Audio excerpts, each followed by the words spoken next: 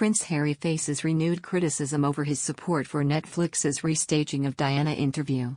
Prince Harry has a $100 million deal with the streaming giant and has defended its portrayal of the royal family in the past. Harry's silence on Netflix's Restaging of Diana interview with Martin Bashir is questioned. The interview was the subject of an inquiry this year which found that, among many other fabrications and deceptions, Bashir ordered up fake bank statements to stoke Princess Diana's paranoia. The statements falsely suggested key and trusted members of her and her family's staff were in the pay of the media and the British security services. Harry roundly condemned the BBC after the inquiry was published, saying the interview contributed to his mother's death. He said that the ripple effect of a culture of exploitation and unethical practices ultimately took her life. Then, and now, it's bigger than one outlet, one network, or one publication. Our mother lost her life because of this, and nothing has changed. Now, however, it reports that Netflix is to devote an entire episode of the new season of its marquee show to the interview with Bashir, in which Diana famously accused Charles of adultery by saying, "There were 3 of us in this marriage, so it was a bit crowded." Harry has previously attempted to defend the crown by saying it is obviously fictional. In an interview with his friend James Corden, he compared the crown positively to news stories about his family, saying, "It's fictional. But it's loosely based on the truth. Of course it's not strictly accurate."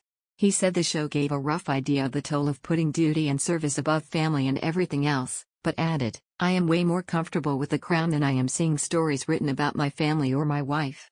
That is obviously fiction, take it how you will. But this is being reported on as fact because you're supposedly news. I have a real issue with that." However, critics have consistently suggested that Harry's reluctance to speak out about the streamer's exploitation of his mother's life is connected to his 2020 deal with the company. Earlier this month, Netflix dropped a live version of the musical Diana on its service, and again there was no reaction from Harry. It seems the famous Panorama interview will get the full The Crown treatment. The Crown's creators see the interview as the keystone moment in Series 5. To the writers, the stormy marriage between Charles and Di led up to her outpouring on Panorama, and the aftermath of that decision define her final months. They are making a huge investment in that. The Crown has a track record of delving into areas of the royal family's history they'd rather be left alone. Hassanet Khan, the surgeon Diana dated for 2 years before her death, has revealed the teenage William was the one who finally convinced her to cut ties with the BBC reporter. Mr. Khan said while it was Diana's vulnerability that endeared her to the public, it was this same vulnerability that Bashir preyed on in order to clinch his Panorama interview. In a rare interview, Mr. Khan told, William hated the Panorama interview and told her she had made a mistake, which had upset her.